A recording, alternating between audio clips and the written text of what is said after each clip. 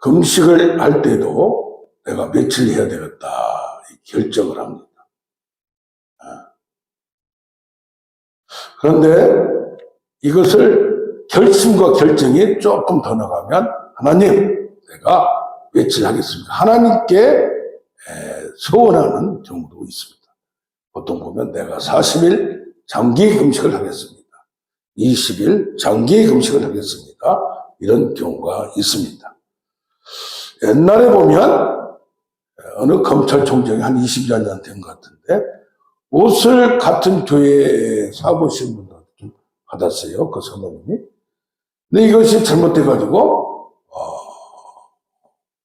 청문회가 열려져서 그것이 증인들이 같은 교회 권사님들이 와서 얘기하다가 하나님을 두고 성경을 두고 전혀 옷을 준 적이 없습니다. 받은 적이 없습니다. 그렇게 얘기한 적이 있었습니다. 그런데 나중에 보니까 이게 개인적으로 준 걸로 그렇게 자기들은 생각했는데 오해가 되는 경우가 있었습니다. 자, 성경에 보면 성경적 서원이 있어요. 자사기에서 보면 있다가 암몬 자손하고 싸우면서 이게 잘못하면 공격을 받아서 지금 멸절될 것 같은 위기감이 되니까 하나님 이 암몬 자손들을 내게 주시면 내가 승리하고 집에 돌아가서 내 집 문 앞에서 제일 먼저 나오는 자 누구든지 그를 하나님께 드리겠습니다.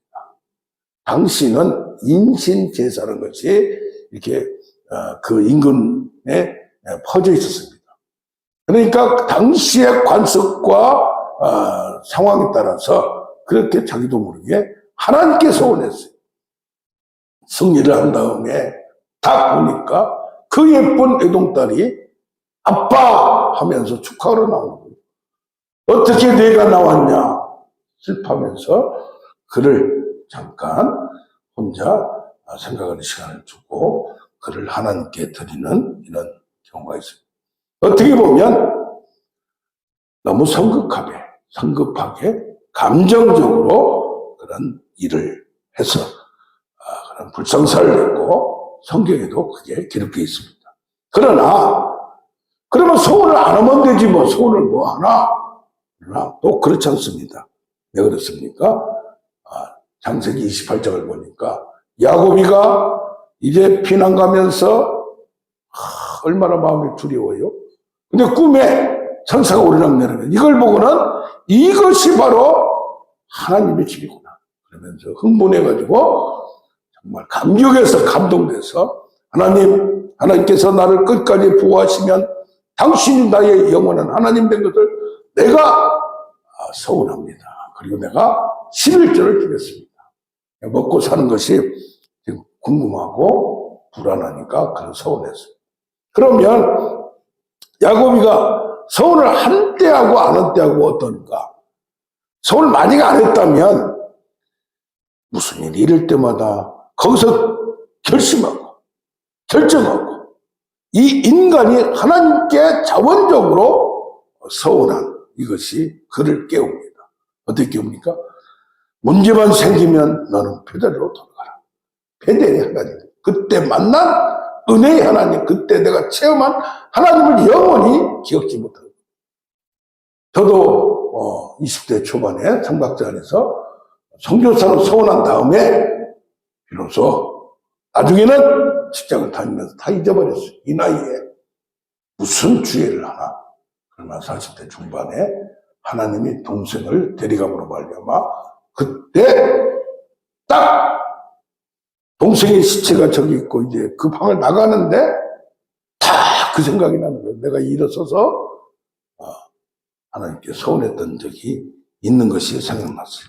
자, 어떻게 보면 성급하게 소원한 것도 감정적으로 한 것도 좀 생각을 해봐야 되지만 그러나 뭡니까? 그때 그런 결심을 준 거, 그는 마음을 충동을 준 것도 하나님이시고 또 그런 결정이 없다면 믿음에 대한 반응이 없다면 성장하지가 않습니다. 그래서 성경적 소원을 잘 나눠보기를 원합니다. 이번 주에 어떤 79살 되신 권사님이 그래요. 자기 딸, 두 딸이 있는데, 그 딸이 이화여자 대학교에서 신학을 하다가, 딴 데로 전과를 해서 이렇게 했대요. 그런데 이혼을 하고, 먹고 살기도 힘들고.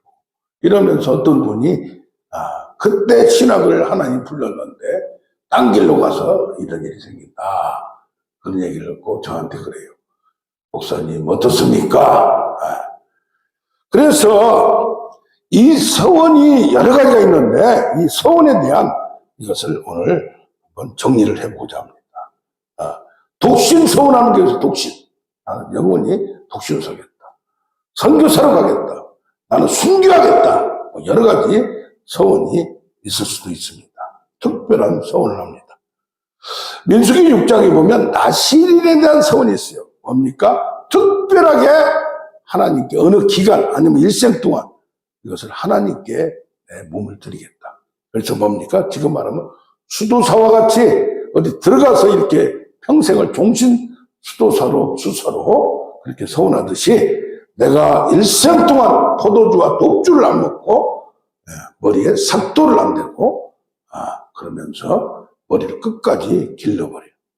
그래서 나실로 서원을 하면 그때 있던 머리를 확 희망만에서 밀어버려요. 그리고 일생 동안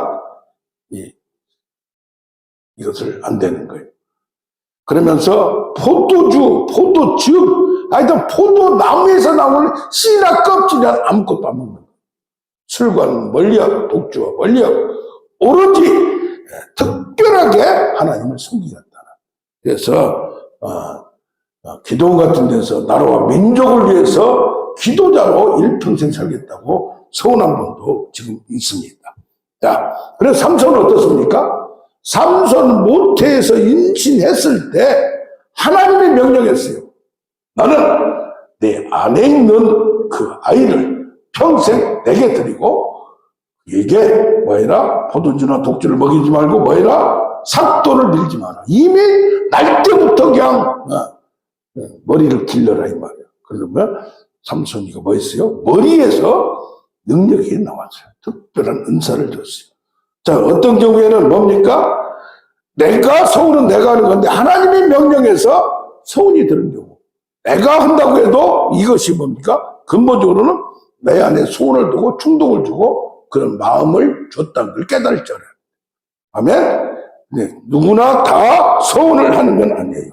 자, 사도행전 18장 18절을 보면 고린도에 있는 갱그리아는데 그것도 저도 가봤어요. 조그만하게 바닷가에 있는데 거기서 바울이가 머리를 깎았어요. 머리를 깎았어요. 서운한 점이 왜 서운했느냐?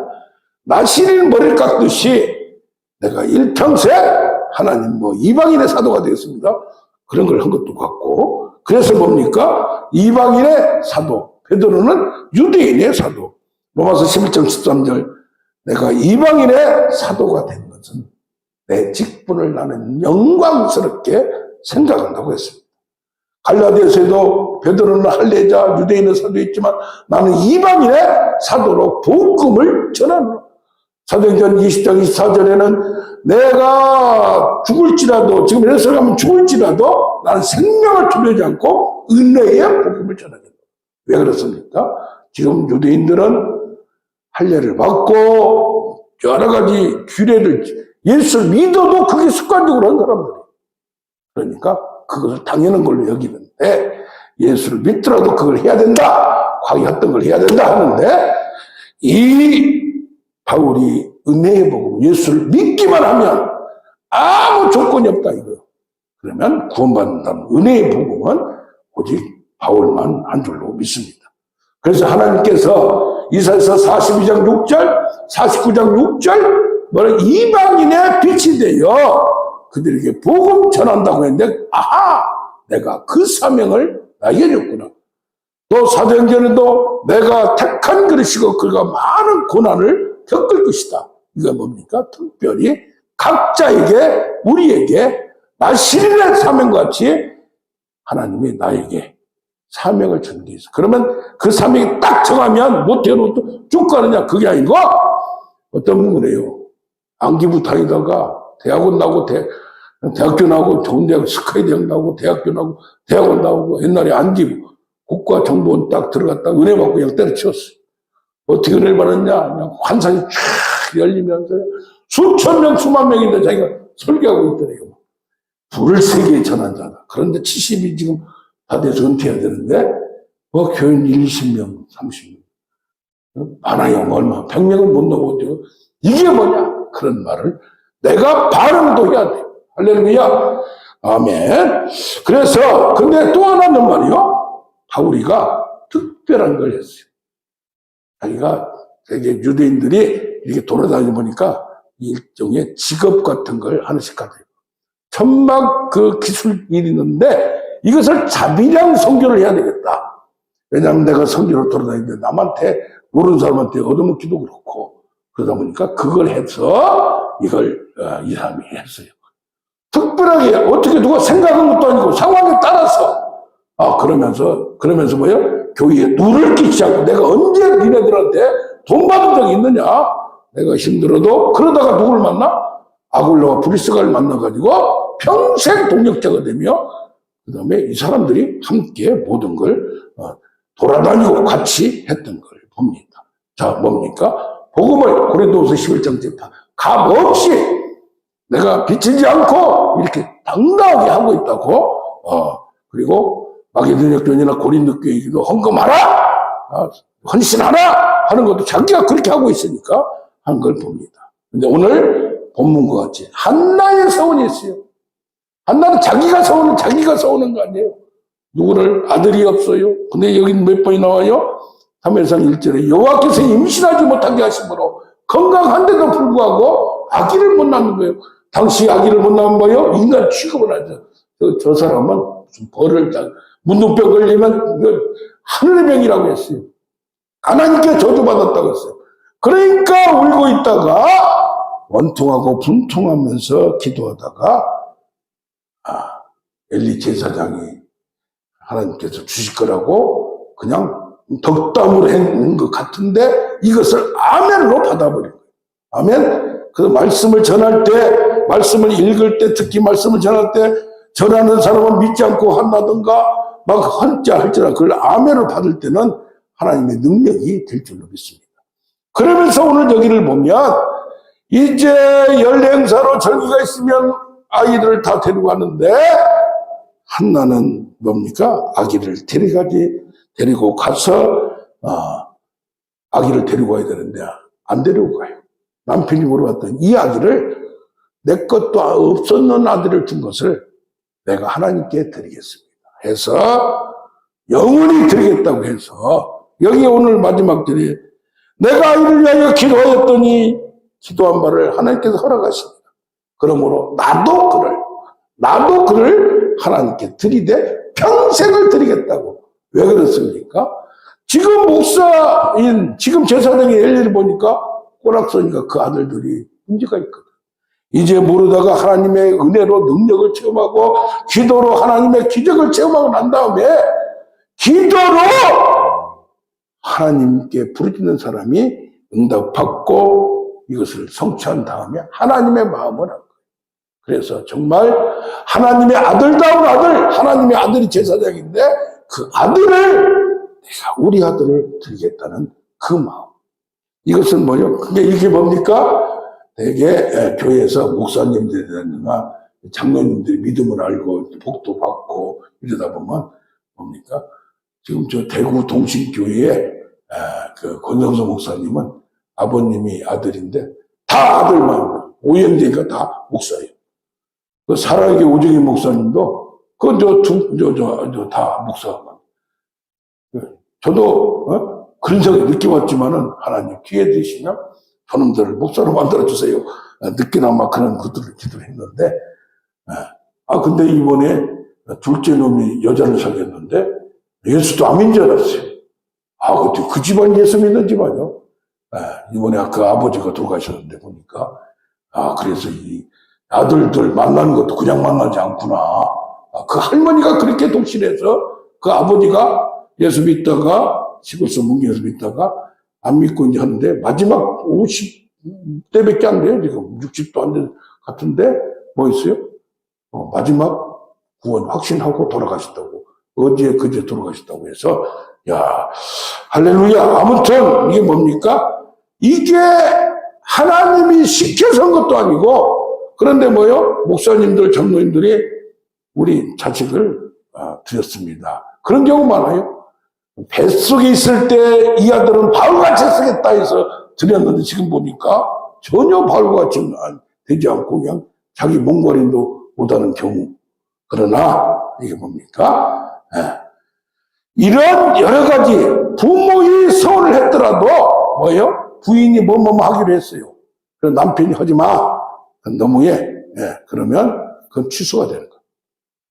또 어떤 경우 교회에서 누가 뭐 하기로 했는데 목사님이 이건 좀 뭐 하라든가 이번에 최웅기 집사님도 7일을 금식하고 싶다고 하셔서 나이도 저하고 똑같은데 그러다가 또 3일 금식을 한 5번 하셨대요.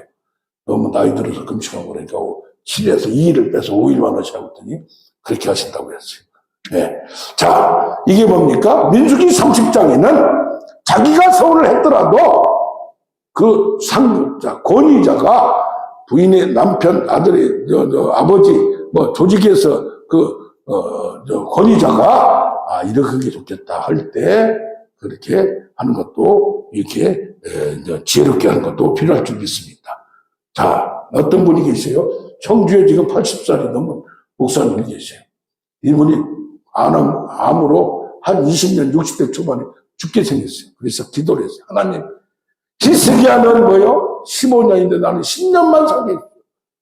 근데 기적적으로 나왔어요.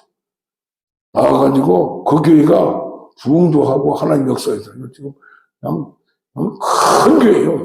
몇천 명 되는 교회인데 아직도 후임자를 못 구해가지고 80살이 넘었는데 혼자 이렇게 하는 경우가 있어요. 빨리 후임자를 잘 차지할 텐데 이번 주에 여기 지옥은 가지 맙시다. 이 저자인 목사님을 이종석준 형님인데 만나러 갔어요. 그래서 지난번에 어디서 떨어져가지고 고생을 많이 해서 회복됐다고 해서 1월 달에 신년 성회를 모시려고 40년을 밤 9시부터 4시까지 7시간 그렇게 기도하셨어요. 그러니까 저한테도 그래요. 목요일날 지금 8시간 그렇게 한다니까 하루만 하지 말고 날마다 하라고. 이거 도전 받고 왔어요. 근데 뭐라고 하셨느냐? 강사로 와달라고 했더니 자기가 개척을 75세까지 뭐 했어요? 현역으로 뛰었어요. 교회 3개 개척하고 저녁마다 기도하면서. 근데 아니 개척을 또 하겠다. 82살인데 개척하고 나서 그때 강사로 오겠대요. 그때는 출신 오겠다고 하는 그런 마음이 어떻게 보면 제가 보기에는 아니 나이에 말이야 너무 고집하냐 너무 욕심하냐 근데 그런 마음이 있는 걸 어떻게 해요 본인이. 이 마음도 소원도 내가 마음대로 할 수가 없는 거예요. 어떻게 데살로니가서 2장 13절 빌립보서 2장 17절 뭡니까? 내 마음에 자기의 착한 일을 행하기 위하여 소원을 두신다고 했어요. 그래서 82살이라도 영하십시오 이렇게 왔습니다. 자, 사명에 대한 부르심에 대한 서원이 있습니다. 그래서 우리는 특히 하나님의 일을 목사가 돼야 되고 선교사가 돼야 되고 이게 다가 아니에요. 또 과거에 그렇게 했더라도 못한 거에 대해서 너무 할 필요는 없어요. 나중에 그때는 그렇게 은혜를 받았지만 중간에 세상 풍파 때문에 못했다면 또 상황에 맞게 합당하게 이걸 잘 정리해서 과거의 문제 때문에 내가 지금 이 꼴이고 이 모양이 됐다고 자책할 필요는 없다는 얘기입니다. 아멘? 권위자가 상황에 따라서 이렇게 무효 처리도 되는데 이걸 더 확대 해석하면 과거에 사모로 서운했는데 어떤 남자가 나타나서 그냥 홀라당 결혼해가지고 평생 내가 그래서 고생한다고 그런 분도 있는데 너무 거기에 신앙을 무술적으로만 주술적으로만 하지 말고 하나님의 관계를 중요시 여기는, 우리가 한 번 실수한 것 가지고 하나님 그랬잖아요. 근데 저는 20대 초반에 한 번 서운했는데, 나는 포기했는데 하나님이 이렇게 나중에라도 부르신 걸 보면, 또 로마서에는 그래요. 하나님과 부르심과 은사에는 후회하심이 없느니라. 아무튼 상황에 따라 잘 받아주시길 바랍니다. 그리고 누구 때문에 된다 안 된다 생각할 필요도 없어요. 자, 또나 마지막에는 이게 지금 이런 건이 많아서 그런데 헤렘의 사건이 있어요. 헤렘, 히브리 말로 헤렘, 헌금과 헌물에 서운을 했어요.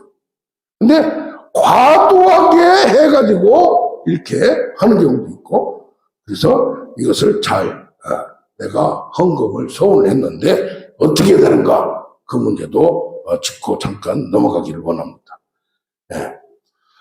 여호수아 7장을 보면 아간 사건이 있어요. 아이성의 여리고 큰 성은 딱 그냥 싸우지도 않고 무너뜨렸는데 아이성 조그만 데서 대패를 했어요.